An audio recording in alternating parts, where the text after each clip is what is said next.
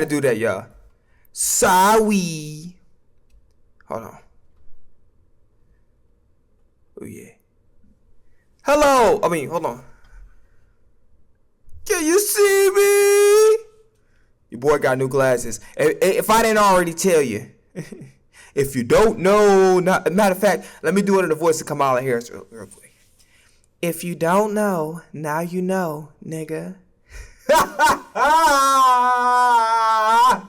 Alright, y'all. What's good, man? Welcome to another. It's been about a couple weeks since the last Eagles recap. Let me get my notes ready to go. Let me get my notes. Look at your boy. Look at your boy. Daddy, look at me taking notes in class. Oh, that's so cute. Daddy, I'm going to get straight A's. Just like T.I. I'm gonna have my head tipped. I'm gonna have my head barely on and hanging on his head like T.I. Like Tip Harris. Pause, son. You gotta add a pause to it. You're right, but that's his name. Look at the notes, Daddy. Daddy, you like my handwriting? That's dog shit. Trevor! Nah. Listen, we gotta be real. I'm up here raising a man. This is dog shit. This is chicken scratch. What the fuck is that?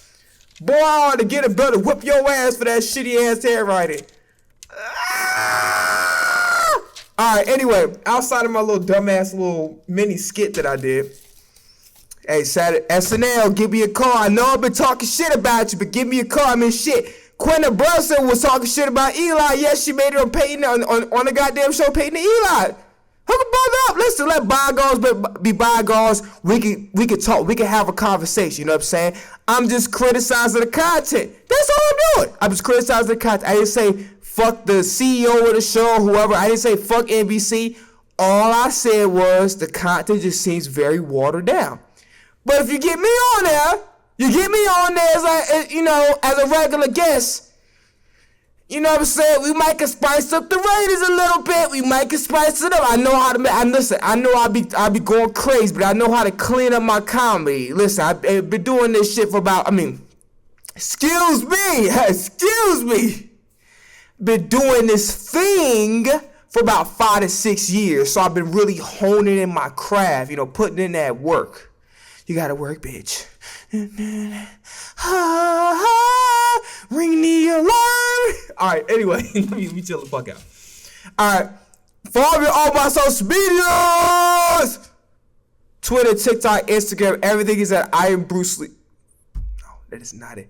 Yes, it is it. Yes, it is. Don't second guess yourself, damn it. You be sure what you say. You be sure the things that come out your mouth.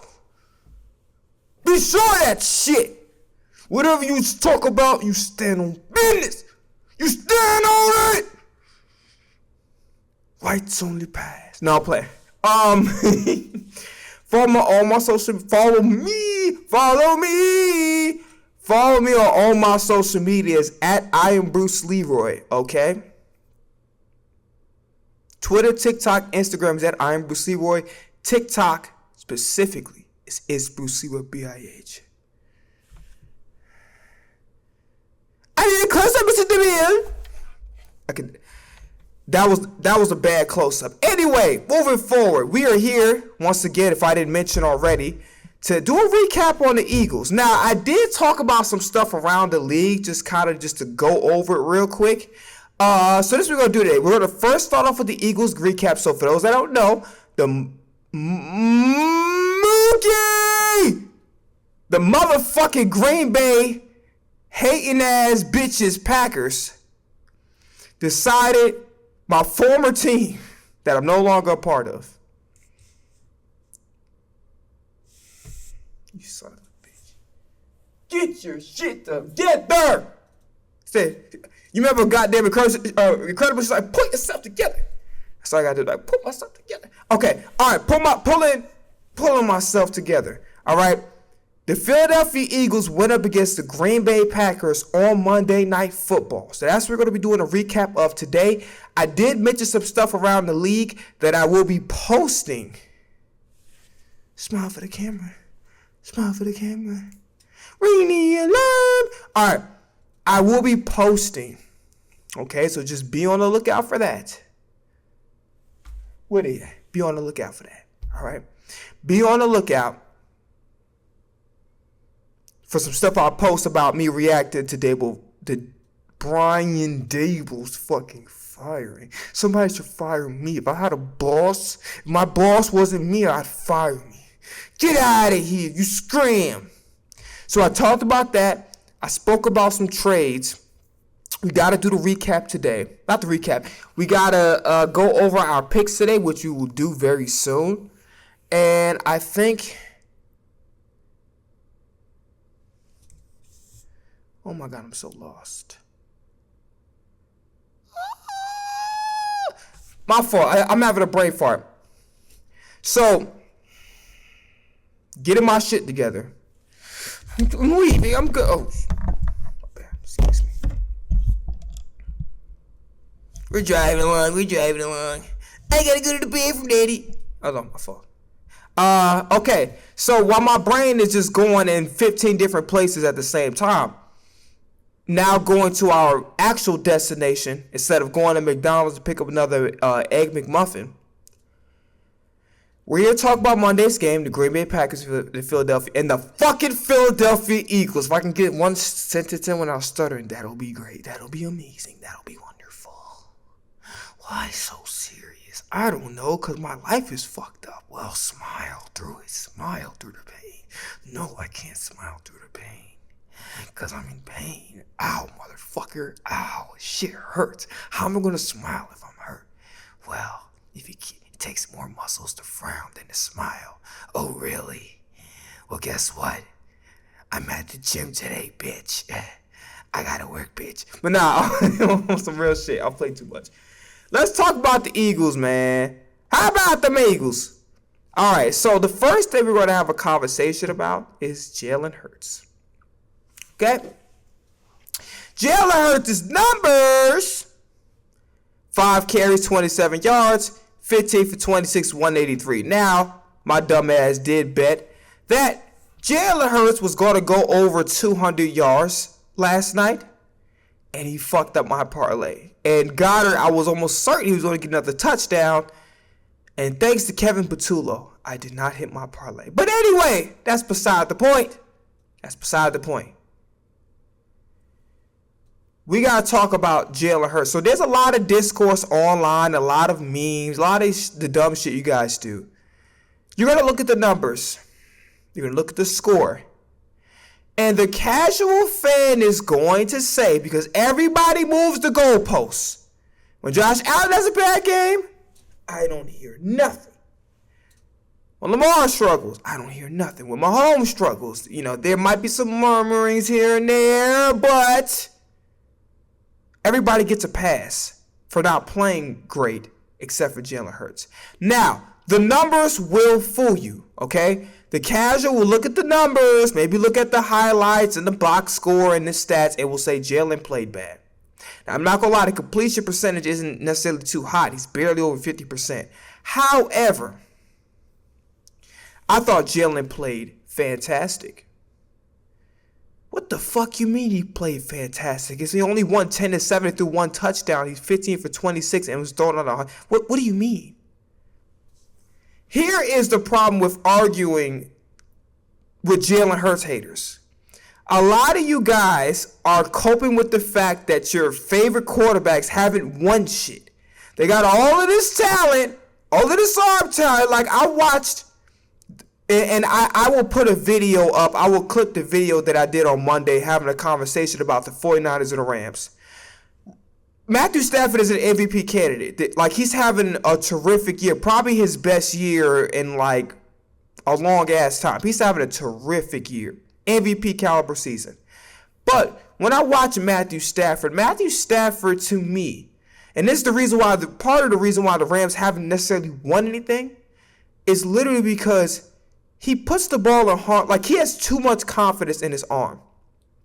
To the point where he just making throws, and he'll even go so far as to, which, it's good to have some arm confidence. It's good to be able to not be afraid to throw the ball down the field and make those deep breaths. But at the same time, What's going to get you to wins, what's going to get you to championship is your ability to be a great game manager. And everybody has thrown this word around, this game manager word, like it's something bad. If you're not a great game manager, you won't win shit. Because the reality situation is the quarterbacks that win. Because I'll give you a perfect example. Let's take it off Jalen Hurts for a minute. Let's talk about my favorite football player of all time. My GOAT Mahomes. Bad. Let's talk about my GOAT. Do you honestly think, now granted, it was a little tough in the beginning because he didn't have all his weapons. But do you honestly think that if Mahomes really wanted to be more stat driven, he couldn't throw 40, 50 touchdowns. He couldn't throw for 4,000, 5,000 easy? You really think with all that ability that he's got, Andy Reid as a coach, you think he can't muster up 40, 50 touchdowns? No. Like, of course he can. Of course he can have the 40, 50 touchdowns, the 4,000, 5,000 yards. He can have all of that. But he's playing a different game than anybody else. If you guys, let's even take it further to the NBA. You don't think Jimmy Butler can average 30 a game and go for the MVP if he wanted to? He can. He chooses not to. Why does he choose not to? He chooses not to because he's like, why the fuck am I putting all of this effort and wearing down my body just to go up on a TikTok? Just to go up on TikTok highlights of somebody doing an edit over some rap music. Like, what is the point? Or any type of music. It don't have to be rap music, but just in general, what's the point? All I'm going to do is get brownie points from members of ESPN and FS1. And speak for yourself and whatever other outlets there are there.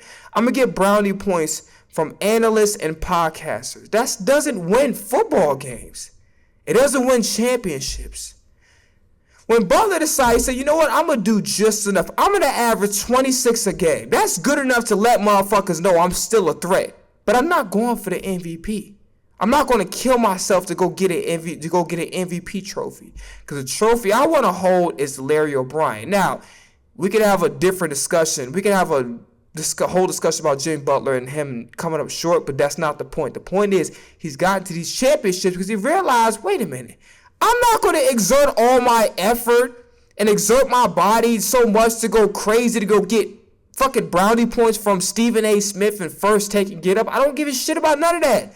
I don't care about motherfuckers making TikTok memes and edits and a highlight montage of me. I don't give a shit about that.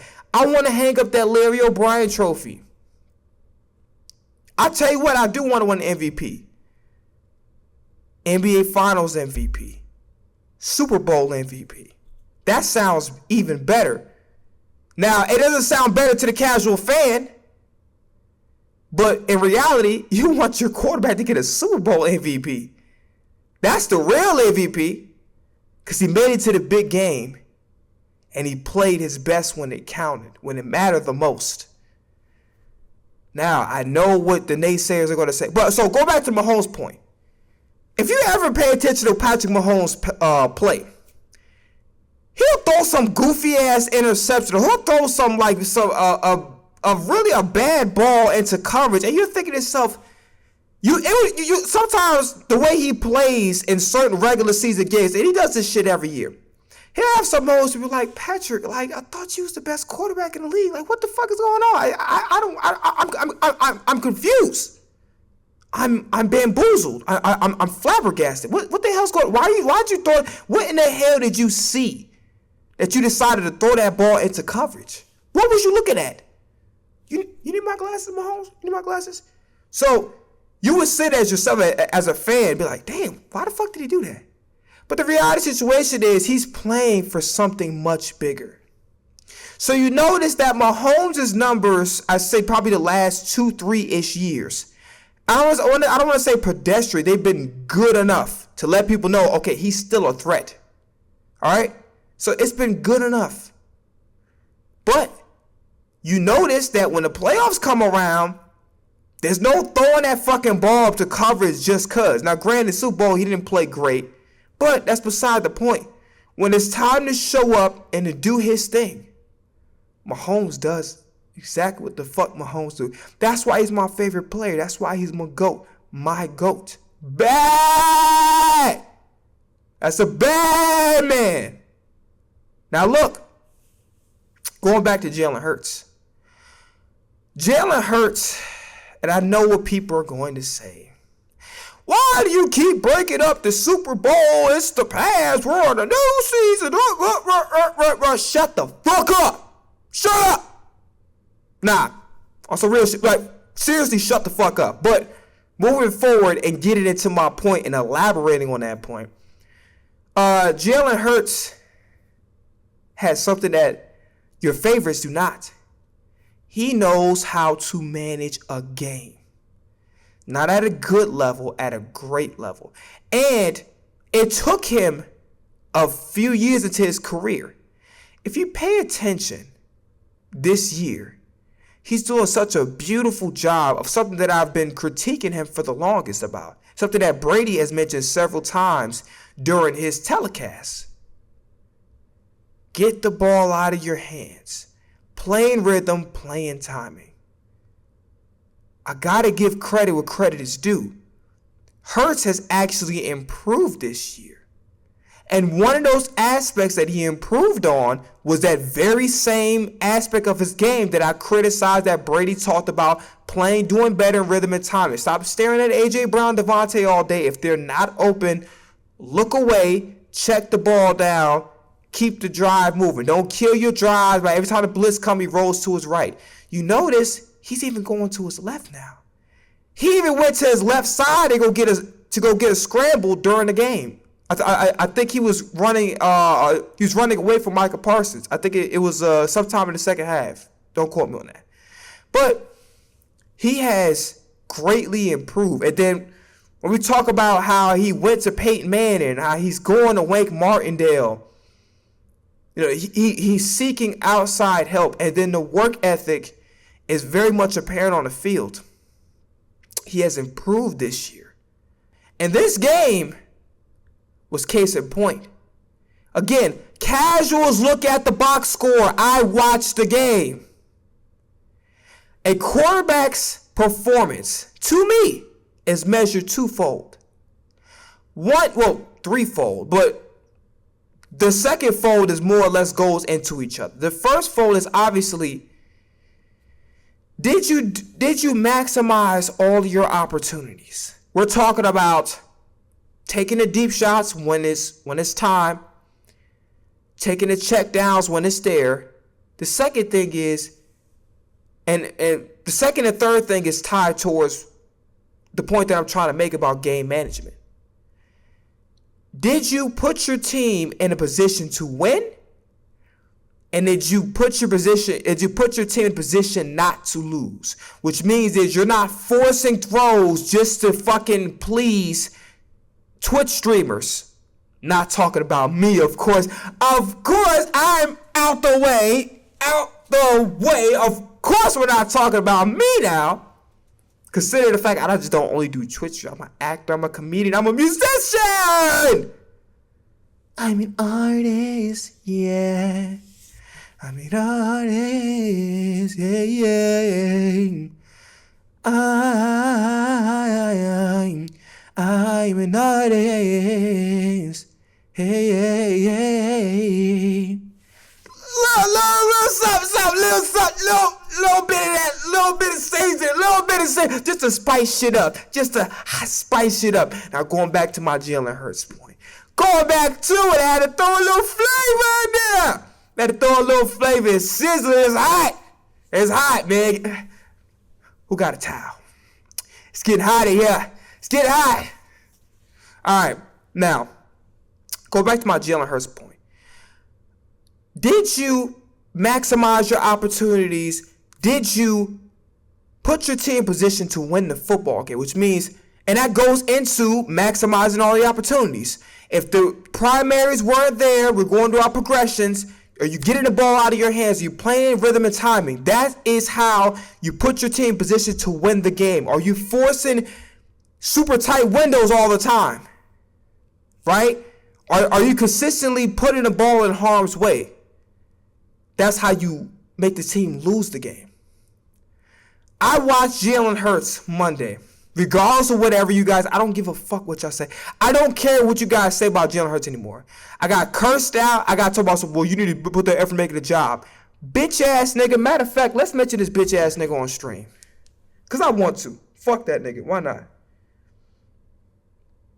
You know who the fuck you is. And I'm going to say your name. Fuck you, nigga. Watch this. Watch this.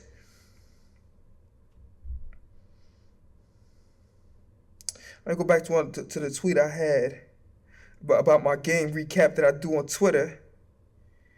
You know what I'm saying? Type shit. I got cursed out. I got called a fucking idiot. So Grant Marinesi and this other nigga, fuck you too. Y'all know who y'all is. I ain't got to say the other nigga name. Fuck both of y'all. Crybaby ass niggas. Object, and this is what I can't stand about people in general, and specifically about Twitter.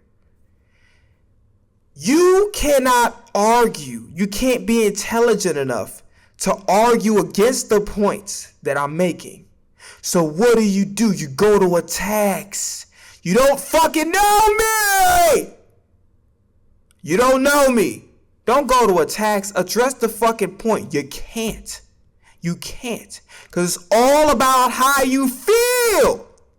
You guys felt, and you look at the box score, you felt Hurts didn't play good. But I'm looking past how I feel. On mosquitoes and shit. I'm moving past how I feel about shit, and I'm looking at the game. And the game showed me brilliance on Jalen Hurts' part. It showed me, and it was like watching him play versus watching the guys that you say are better than him. And obviously my boy Mahomes is not a part of this. He's not a part of this conversation. He's not a part of it. We're not talking about my GOAT. We're not talking about him. Okay? He's out of this conversation. But everybody else. And by the way, there's some guys that I'm a fan of. I'm a fan of Josh Allen. I like Lamar. I like Baker Mayfield. I'm a Baker Mayfield. I like Jared Goff. I like these guys. I'm actually a fan, low-key. But I'm going to call shit the way I see it. And I would never apologize for doing so. So look, let's keep it all the way stacked with y'all. Okay? What was I trying to say? Yes. Jalen Hurts did a fantastic job. Now, again, he wasn't perfect. I did happen to see that he missed an opportunity to hit AJ on the slant. He had a couple overthrows. That Calcaterra one was wildly overthrown. He had some overthrows. But I have to admit, he played a fantastic football game because he took what the defense gave him. When it was time to throw, he made the throws, right? He didn't put the ball in harm's way. He fumbled once, yes. You could put that on there for not protecting the ball after the scramble during that first drive. But I have to admit, mistakes are going to happen. And then A.J. Brown, he missed it in the middle. Sometimes, unless we're in that pocket and we got Micah Parsons and Rashawn Gary and them fucking chasing us, sometimes he probably just so focused on the rush, it happens. Mistakes happen, right? It doesn't mean I could say he had a great game. I thought he played fantastic. I thought his numbers would look a hell of a lot better, but we will table that conversation for just about 30 seconds. I don't want to please, and I don't give a fuck about what casual fans who don't understand football. There's a reason why Tom Brady got 7 rings. There's a reason why Mahomes gets the rings he does. And Aaron Rodgers only had 1 Super Bowl and 1 Super Bowl appearance. And all your other favorites, Peyton Manning obviously out of this conversation. He got to the big game. He won a couple. Second one that he won was more or less because of Von Miller, DeMarcus Ware. But that's another conversation. But Peyton Manning is not when I talk about him. He's out the conversation. Okay? Elway's here's the thing. There are people that are out the conversation that got to the big games and win. But the people that win, Mahomes, Brady, went at a high clip. didn't get his numbers until like what, 05, 06? Not only that, every single Super Bowl with Brady, the Patriots were boring. Why? Because Tom Brady did not have an issue with putting aside his ego. He was doing things to win the football game.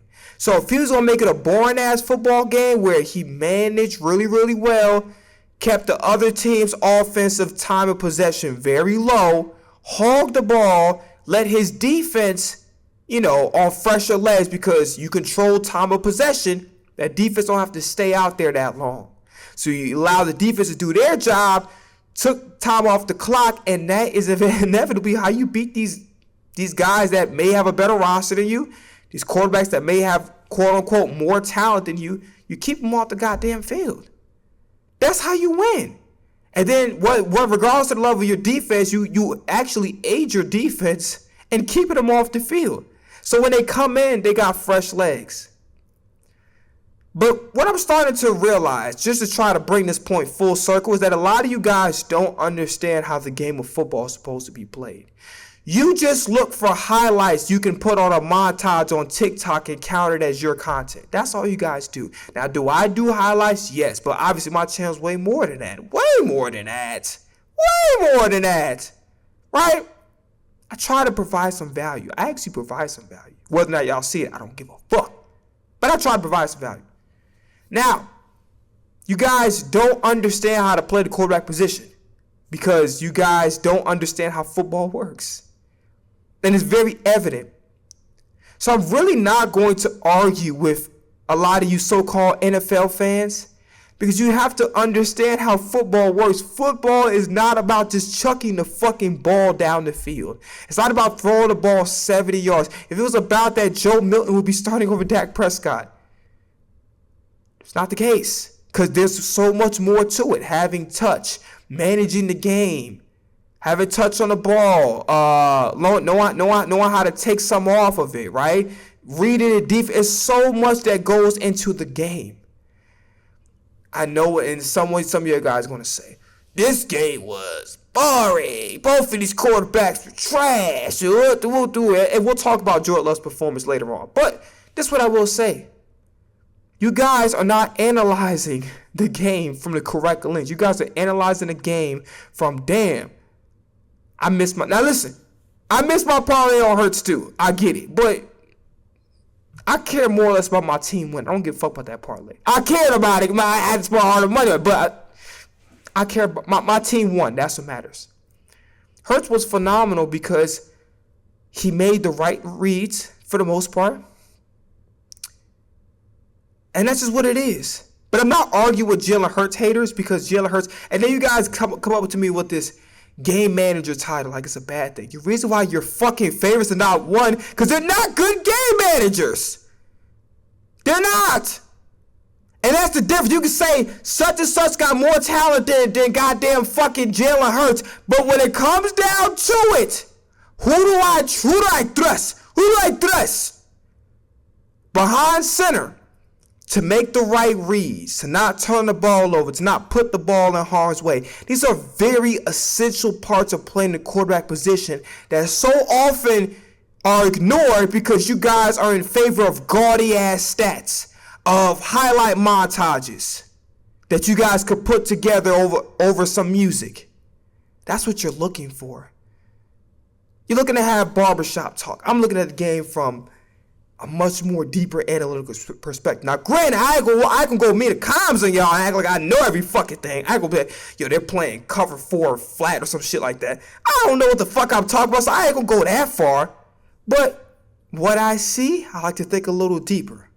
Okay, I like to be detailed. Now, all in all, I thought Hurts had a fantastic game outside of a couple overthrows. He played exactly the way I wanted him to play. Now, we will address the elephant in the room. What is the elephant in the room? What is the elephant in the room? There was a terrible fucking decision made on the last offensive drive for the Philadelphia Eagles. What was that decision, you might ask? Well, it's 4th down and 2, 3, whatever the case may be. And, well, fuck it. Water first. And 27 seconds was left on the clock, which would have gave plenty of time for Packers to potentially come back and drive down the field. This would have ended up happening. So, Jalen Hurts, very unwisely, throws a deep pass on 4th down. Now, from my perspective, my first reaction was, what the fuck did I just watch? That's clearly not the right decision. You left time on the clock. What are we doing? What are we doing? Sirianni was on the sidelines allegedly saying why. What is rumored, and I'm going to say rumored very tentative because I don't know anything concrete. What was rumored was that Jalen Hurts and A.J. Brown colluded to say, I'm going to give you a target. Now, regardless of whoever made the decision, number one, if it was Jalen Hurts, that's what the fuck are you doing? You got to be like, we talk about game. You did such a great job for the most part. The game management aspect. You about to fuck it up to go please A.J. Brown? And we will talk about A.J. Brown a little more into as we go on. But that was a terrible decision. There's no going around that.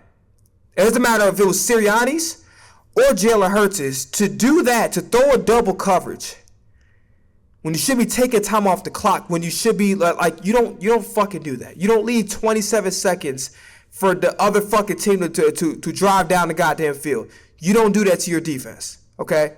You don't do that. At the end of the day, whoever decision it was, we're not excusing nobody. Now, for Hurts to do that, terrible fucking decision. I'm not going to even give him the benefit of the doubt if he did actually do it, right? So again, I don't know concrete if Sirianni's decision was to do that, because that's what I thought it was at first. But then rumored today, as I'm starting to look through my Twitter feed, that Jalen Hurts audible at the line and him and AJ had something going where they wanted to do a deep shot. Again, I understand the frustrations. Now, while everybody's focused on Jalen Hurts, oh my God, the numbers doesn't look good. They don't look good. Everybody's looking at that, right? What they need to be looking at is Hurts was playing with a pretty good rhythm in passing. For the most, I'd say 90% of the game, maybe 95%, he was playing in really good rhythm passing the football, making great decisions. Literally, the first drive got killed by the fumble by Edgar and Cooper. But, it is what it is with that. But Hurts was doing outstanding. The biggest issue that we have to, really address was why the fuck did Kevin Patullo handcuff? And Sirianni, you're not off the hook from this. We already know when it comes to this offense, I say Patullo / Sirianni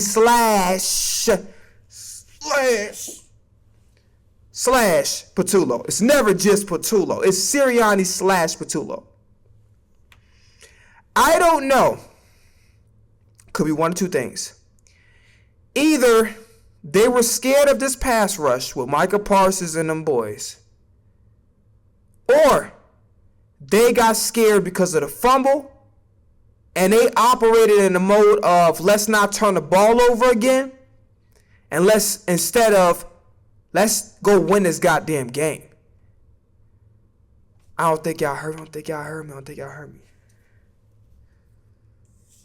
Hold on. They played in a mode of let's not turn the ball over again versus let's go out and win the football game. So technically, Jalen Hurts' numbers should have been even more gaudy because, like I said, if you watch the game instead of going with the same bullshit narratives you've been saying since week 1, you watch the game, you understand how football is supposed to be fucking played. You understand the beauty of this game. You have appreciation for this game, a deep appreciation for this game. You understand, Hurts' numbers should have been much bigger.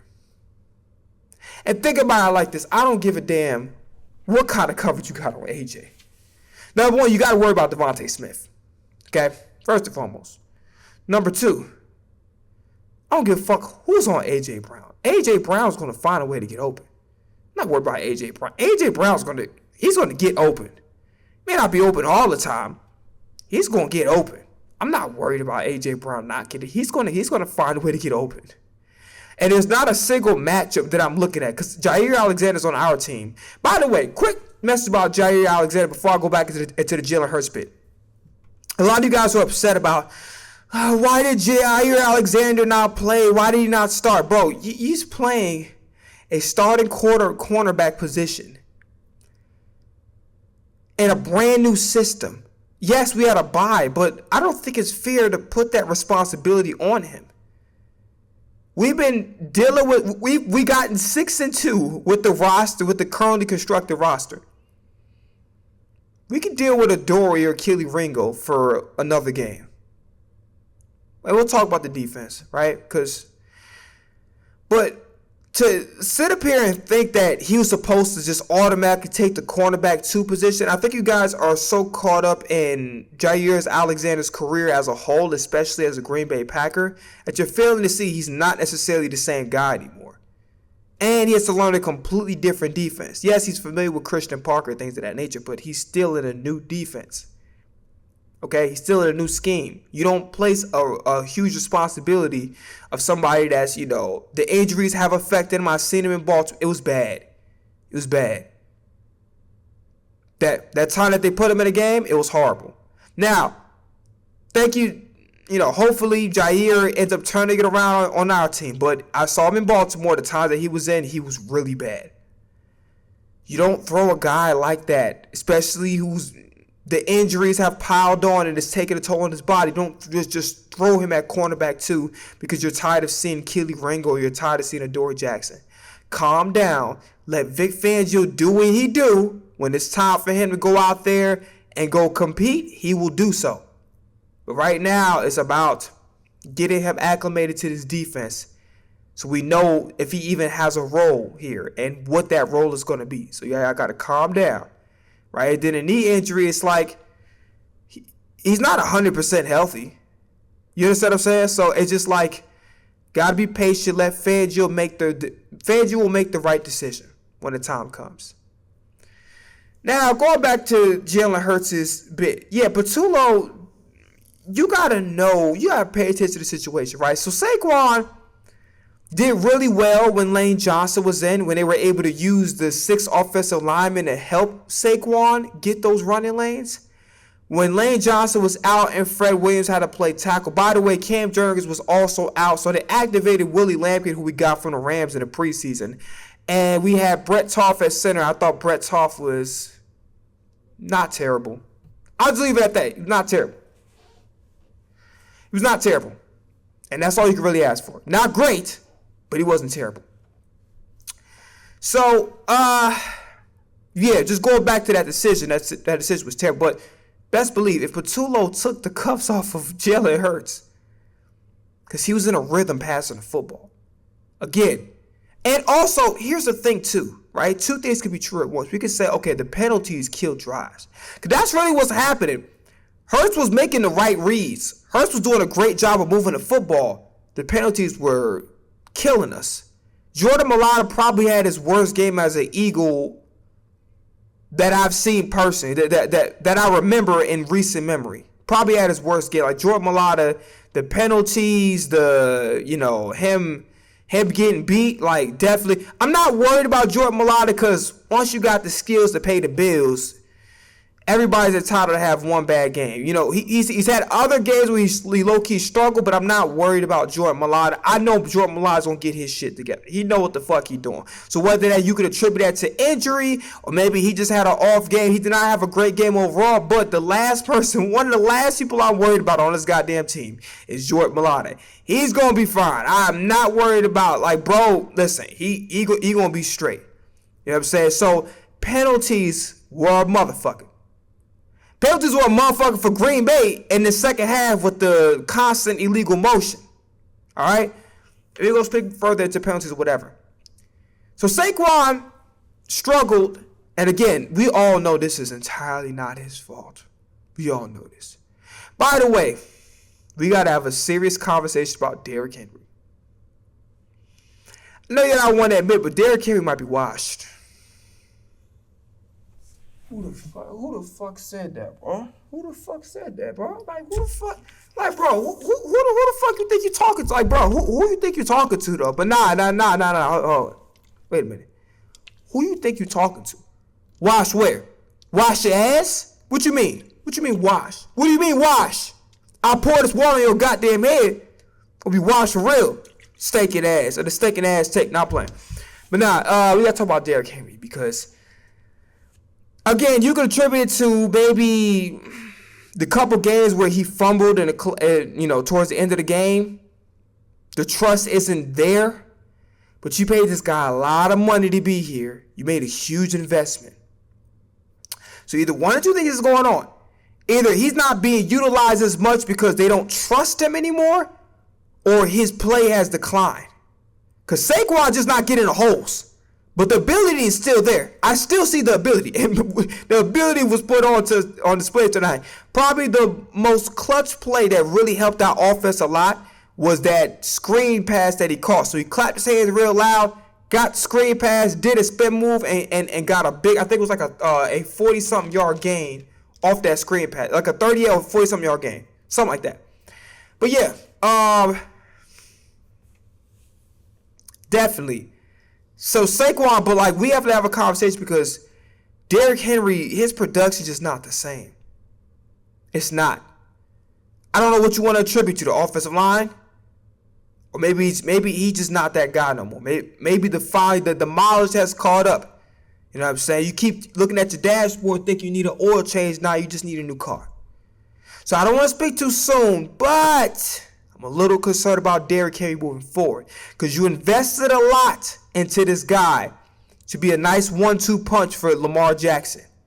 And I think all that mileage in Tennessee and some of the mileage last year is finally brought to, what you call it? Brought to a helm or whatever the fucking word is. It finally, I don't remember what the goddamn word. Moving forward. I said, what? Sure, I gotta use your bear fruit. Bear yourself, motherfucker. Now I'm playing. So yeah, Derrick Henry, a little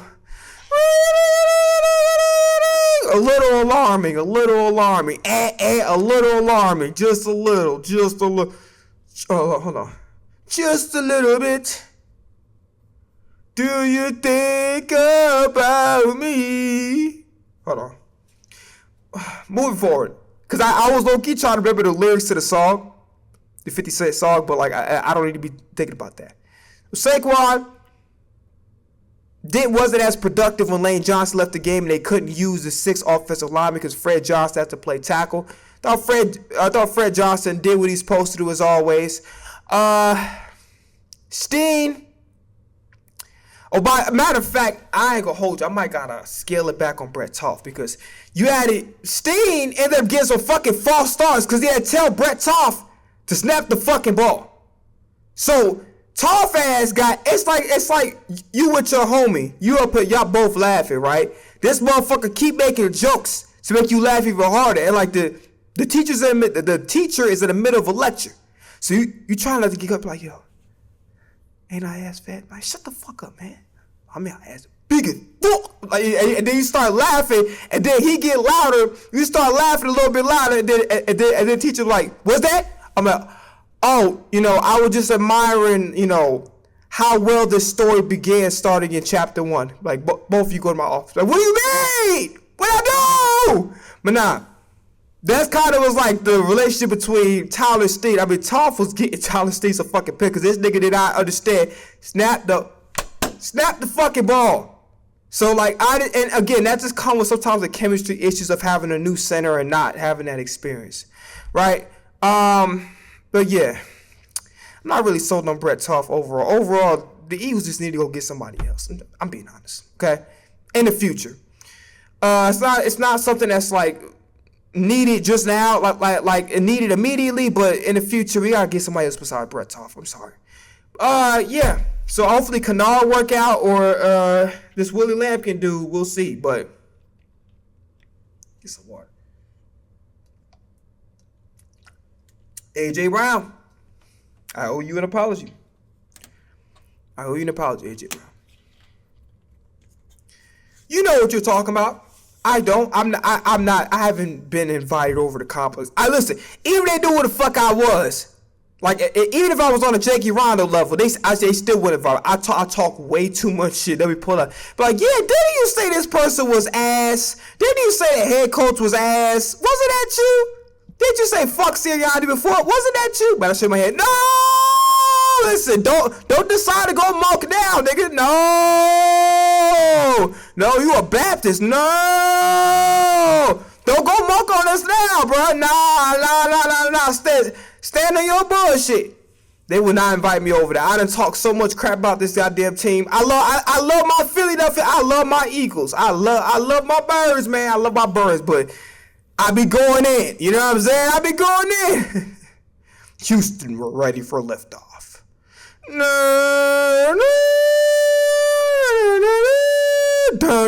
But nah, going back to it, AJ, I owe you an apology. Inexcusable. Two targets in the first half? What did he have? Like, how many yards did he have?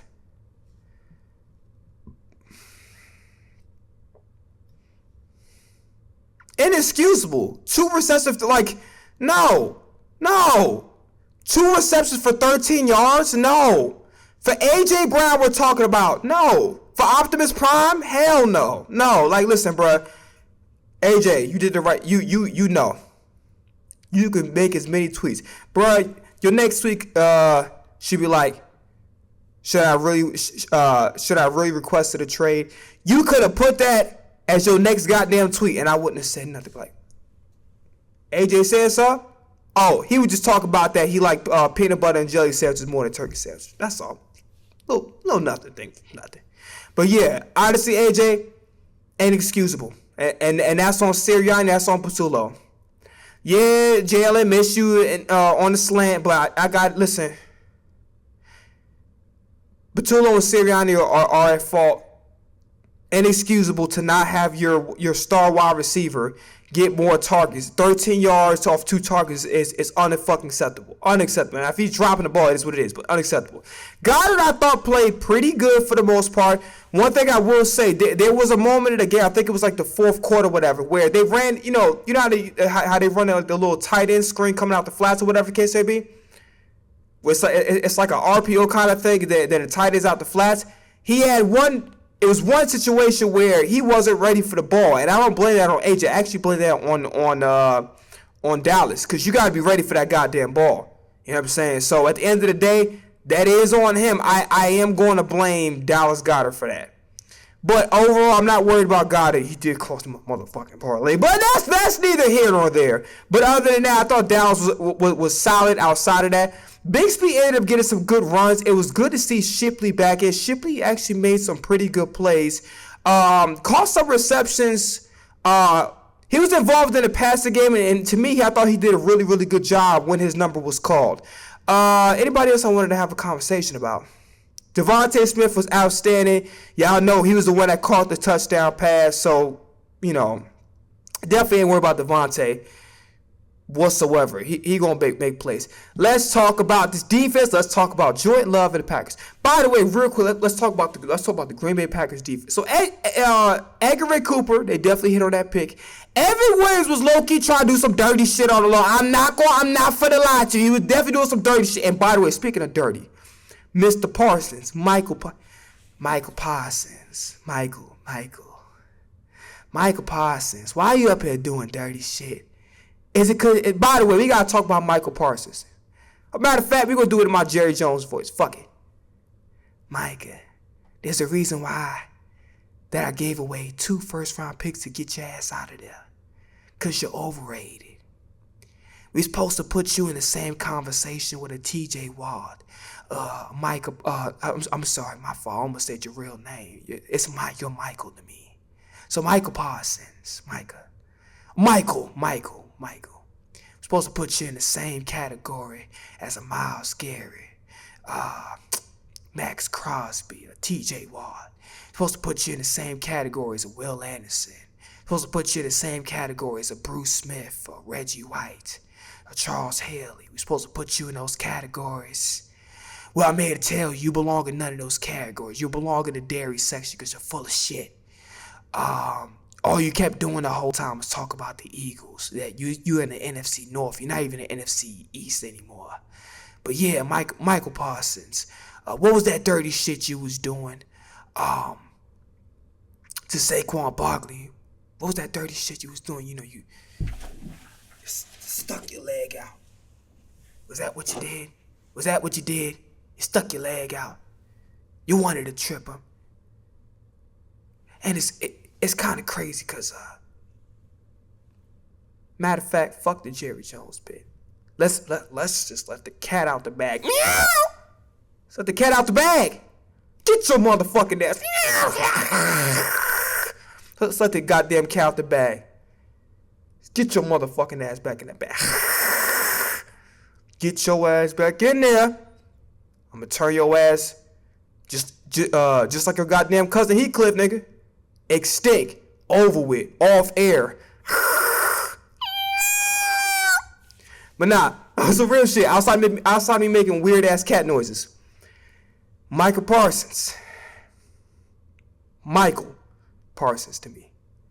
Outside of that dirty ass shit that you did to Saquon, which is very much not appreciated. Consider the fact that you guys were teammates. Come on now. Don't do what goddamn Ronnie Harrison did to Trent Green. If you know, you know. Now moving forward. Michael Parsons is overrated. Who the fuck say that shit, boy? Better keep your motherfucking mouth shut by Michael Parsons. Don't say a fucking word. Say what I want to say. Nigga. Now, Michael Parsons is overrated. Why do I say that? Well, Michael Parsons, ever since he came to Green Bay, he's had a pretty good debut with Detroit. Has some moments here and there where he gets sacks, but I gotta be honest with you. If he doesn't get to the quarterback, he's useless. I don't know who said that shit. I don't know. If he doesn't get a sack on a quarterback, he's fucking useless. You don't give away 2 first-round picks and pay this guy all this money and give him to a long contract. Again, we're comparing them to T.J. Watt, with Myles Garrett, Max Crosby, and even further, Bruce Smith, Reggie White, Charles Haley. We're not comparing. You can't compare you to those or put you in those categories if you don't get the fucking sacks. So first and foremost, he doesn't actually get sacks. They don't pay you that amount of money. They don't give up first round picks and you give up your entire goddamn future for you to sit up there and be an impact on plays. No, the numbers gotta be there. So if all you're good for is getting sacks and you don't even get that, you just get pressures, which is nice. If you can't put the goddamn quarterback on the ground, you're useless. I can get any fucking player to pressure. I can get any player to pressure the quarterback. I'll pay your ass a lot of money to go get some sacks. Pause. But you understand what I'm trying to say. I pay you to get some sacks, man. You haven't done that. You just influence the play. You know, your presence allows other people to get those numbers that you should be getting. And you don't influence the run very much. You don't stop the run. So your impact on the game is literally just limited to just getting to the quarterback, and you don't even do that. You get pressures, you get hurries. I almost brought the quarterback to the ground, but I didn't. I almost got to Jalen Hurts, but I didn't. That's what you are. You're an almost guy. I almost called you Micah, but I called you Michael instead. Act like a man. Listen. Gotta keep shit a stack.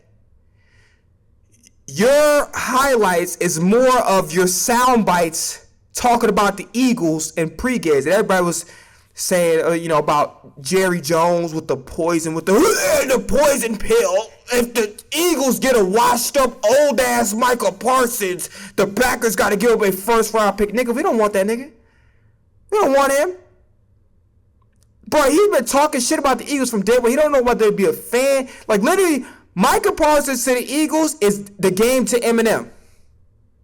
You don't know if this nigga like Eminem, you don't like Eminem. You don't know if Michael Parsons like the Eagles, don't like the Eagles. I'm fucking confused. You either gotta take the red pill or the blue pill. No, nigga, you cannot have both. Red pill, blue pill. Which one you gonna have? Don't take both, you fucking junkie. One or the other. Red pill, oh, whatever goddamn order that I put it in. You understand my point. Make sure drink water, bro. But nah, on some real shit. You're overrated. Playoffs, you in South Beach.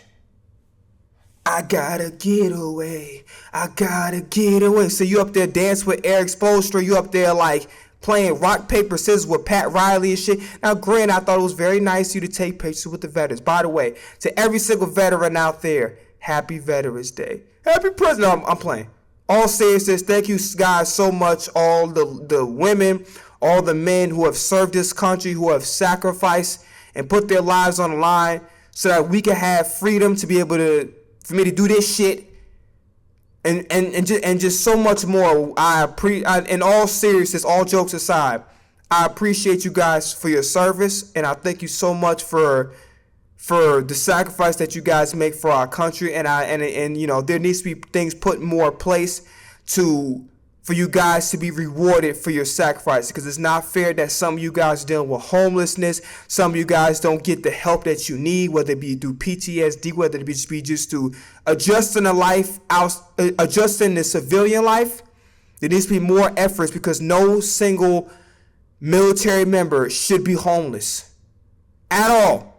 Especially through all of the sacrifice that you guys gave to this country. You guys deserve better than that. So in the future, we need to do a better job of helping our veterans to adjust and feel comfortable and know that their work didn't go in vain.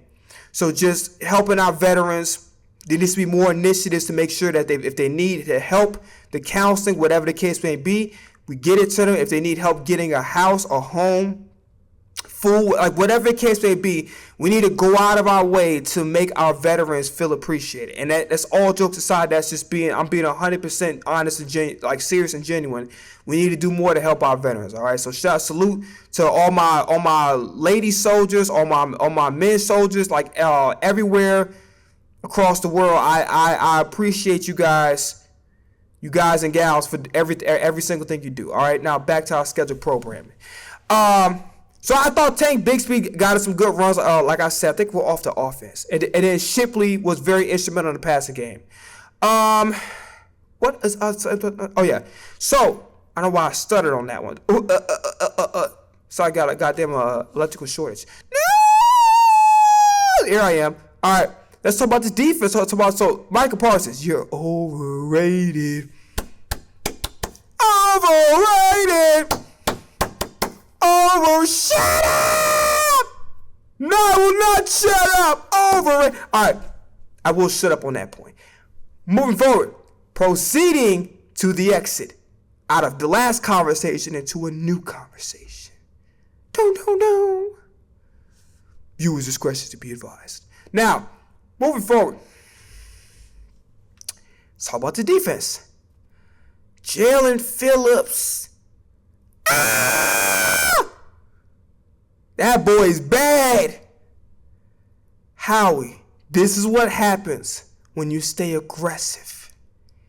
Jalen Phillips, fumble recovery, pass rush looking on point, forced fumble in the clutch.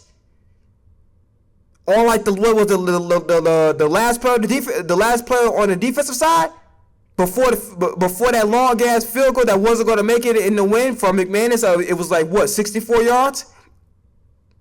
Hey, Jalen Phillips, that boy baller. So salute to Jalen Phillips. Let's just say right now, you notice the stark contrast between Bryce Huff and Jalen Phillips. Jalen Phillips, like, man, I'm happy to be this is my dream. Bryce Huff was like, yeah, it's my job. I'm here. Hi, hello. How you guys doing?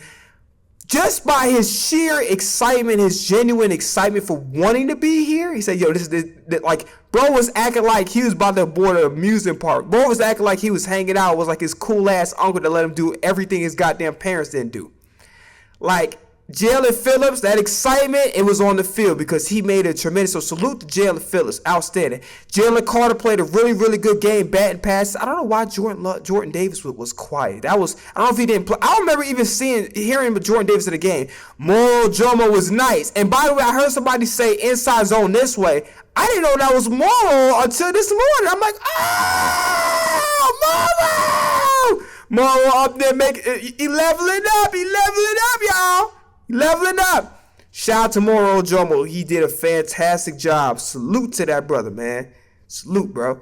But yeah, on some real shit, really, really outstanding job for Moro Jomo. Definitely made some plays. He did his job for sure. Jalen Carter was very good batting passes down. BG ended up making a play in the fourth quarter. You know what I'm saying? It was nice to see BG back in the building. You know what I'm saying? But yeah, how about Nolan Smith? How about the big man Nolan Smith making plays, man? It was all over the field. Nolan Smith had a fantastic game. The defensive line, they did their job, to say the least, all right? Braun was a little quiet, but I'm not worried about it. Listen, we got to talk about Nakobe Dean coming back to this football team. Because we all was wondering. He was like, damn, well, how's Nakobe Dean going to fit? Nakobe Dean has completely transformed his defense into being unstoppable. The adjustment made by Vic Fangio and having Jahad Campbell play more of an edge rusher role, I did see him in coverage a few times, but Nakobe Dean's impact since he's gotten back, and bro, he was the MVP of that second quarter. Let me look at my notes so I can recall what he actually did.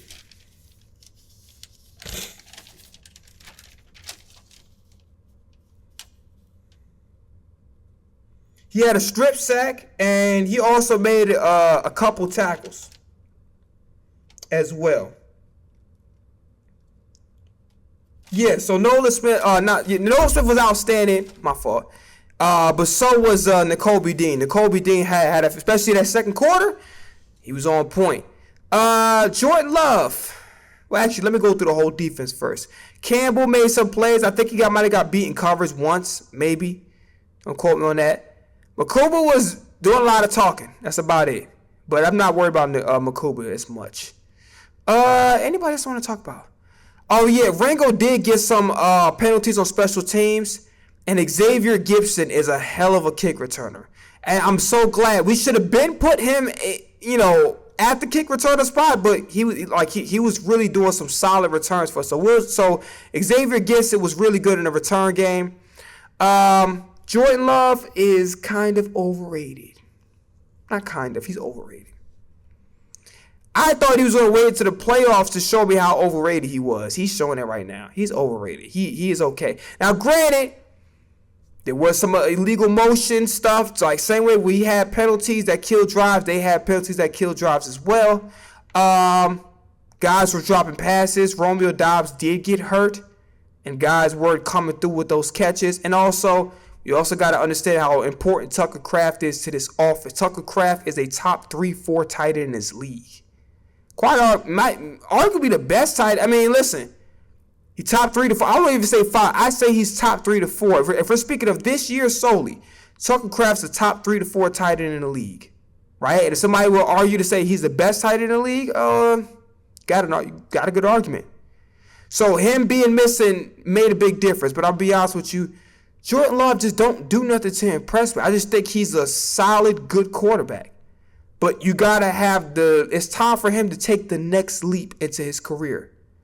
We'll see if he doesn't fall in the ditch. Fingers crossed. But anyway, that's all I got to say, man. And then obviously McManus had a 64-yarder that completely missed because of the wind and all types of shit. That had no chance of going in. I wasn't worried about no 64-yarder. But anyway, that's all I want to say, I think. That's it I got. So this is what we're going to do before I head up out of here. We're going to do the recap, and I'm going to watch a little bit of the Seth Joyner thing, and we're going. Bye-bye!